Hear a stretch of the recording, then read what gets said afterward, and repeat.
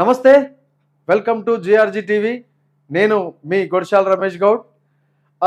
గత కొద్ది కాలంగా కాంగ్రెస్ పార్టీలో ఒక పెద్ద చర్చ నడుస్తూ ఉంది. రాజగోపాల్ రెడ్డికి మంత్రి పదవి నిజంగా వస్తుందా లేదా అనేటువంటి దానిపైన ఊహాగానాలు కూడా చాలా పెద్ద ఎత్తున కాంగ్రెస్ లీడర్స్ మరియు నాయకులలో పెద్ద చర్చ జరుగుతూ ఉన్న క్రమం మనం చూస్తూ ఉన్నాం.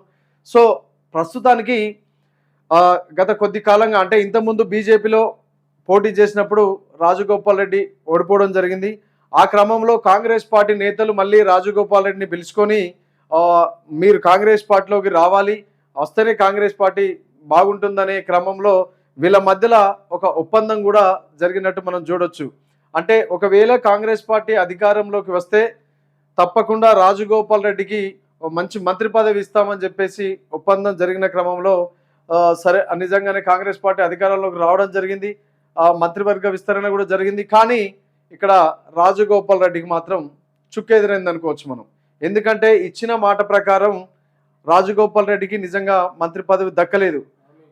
హామీ ఇచ్చినప్పటికీ నిజంగా మంత్రి పదవి దక్కలేదు. సో అయినప్పటికీ రాజగోపాల్ రెడ్డి తన వ్యక్తిత్వం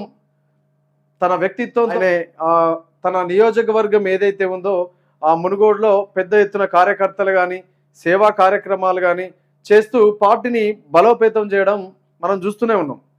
సో అదే క్రమంలో మళ్ళీ భువనగిరికి సంబంధించి శ్యామల కిరణ్ కుమార్ రెడ్డి కాంగ్రెస్ పార్టీ ఎంపీ అభ్యర్థి ఎవరైతే ఉన్నారో తనను కూడా మీరే భుజస్కంధాల మీద వేసుకొని తనను కూడా మీరు గెలిపించుకొని రావాలని చెప్పేసి అధిష్టానం సూచించినప్పటికీ రాజగోపాల్ రెడ్డి నిజంగానే తన భుజాల పైన కాంగ్రెస్ పార్టీని వేసుకొని అతన్ని కూడా గెలిపించి అధిష్టానం ముందు కానీ మరి రేవంత్ రెడ్డి తెలంగాణ ప్రభుత్వం ముందు కానీ పెట్టడం జరిగింది. సో ఈ క్రమంలో అయినప్పటికీ అంటే రాజగోపాల్ రెడ్డి ఏ మాట ఇచ్చినా ఇతను నిలబెట్టుకునే ప్రయత్నం చేస్తూ ఉన్నాడు.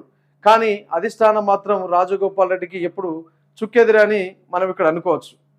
సో ఈ నేపథ్యంలో రాజగోపాల్ రెడ్డి కొన్నిసార్లు నాకు మంత్రి పదవి రాకపోయింది, కానీ ప్రభుత్వంలో కొన్ని విమర్శలు వస్తూ ఉన్నాయి. ప్రభుత్వం మీద మన పనితీరు సరిగ్గా లేదని మనం చాలా దిక్కులా చూస్తూ ఉన్నాం. అక్కడ అసెంబ్లీలో కానీ వ్యక్తిగతంగానే ఆయన విమర్శిస్తూ ఉన్నాడు, మన పద్ధతి మార్చుకోవాలి, ఇలా చేయాలని. సో మరి ఇప్పుడు మనం చూసేది ఏంటంటే నిజంగా రాజగోపాల్ రెడ్డికి మంత్రి పదవి దక్కకపోతే మరి ఆయన ఏం ఇనిషియేటివ్ తీసుకుంటారు? ఒకవేళ పార్టీ మళ్ళీ మారుతారా? తన క్యాడర్ తను తయారు చేసుకునే అవకాశం కూడా ఉండొచ్చు కదా. సో అంటే ఈ క్రమంలో అధిష్టానం అన్నదబ్బుల మధ్య ఒక చిచ్చు పెట్టిందని చెప్పేసి మనం అనుకోవచ్చు. ఇప్పుడు ఏమంటా ఉన్నారు, ఒక జిల్లాకు సంబంధించి 2 మంత్రుల్ని పెట్టరాదు, అది మళ్ళీ ఒక కుటుంబానికి సంబంధించి 2 వ్యక్తుల్ని మంత్రి పదవులు ఇయ్యరాదు అన్నటువంటి కోణం అధిష్టానం చెప్పినట్టు మనం చూస్తూ ఉన్నాం. ఎవరైతే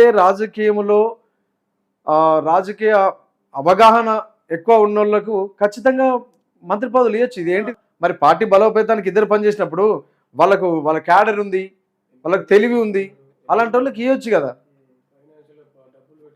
వాళ్ళు అన్ని రకాలుగా సేవా కార్యక్రమాలు చేస్తూ ఉన్నారు. పార్టీని బలోపేతం చేసినప్పుడు ఒక ఇంట్లో 2 అనేది ఏముండదు. సరే ఈ కోణంలో అధిష్టానం ఏం పెట్టిందంటే పొమ్మన లేక పొగ పెట్టిందని ఒక చాత్రం చూస్తాం మనం. సో దానికి సంబంధించి ఇప్పుడు అన్న వర్సెస్ తమ్ముడు అంటే మంత్రివర్గంలో ఒకరు వెళ్తేనే ఇంకొకరికి చోటు అనే విధంగా కనుక ఒకవేళ మంత్రి పదవి నుంచి రాజీనామా చేస్తే రాజగోపాల్ రెడ్డికి ఇవ్వండి, మనకు ఎటువంటి సంబంధం లేదు, సో అది వాళ్ళిద్దరికీ వదిలేయండి అని చెప్పేసి మనం నిన్న కొన్ని వార్తలు చూస్తూ ఉన్నాం. వెంకటరెడ్డి రాజీనామా ఎందుకు చేస్తారండి? సరే రాజగోపాల్ రెడ్డి తమ్ముడు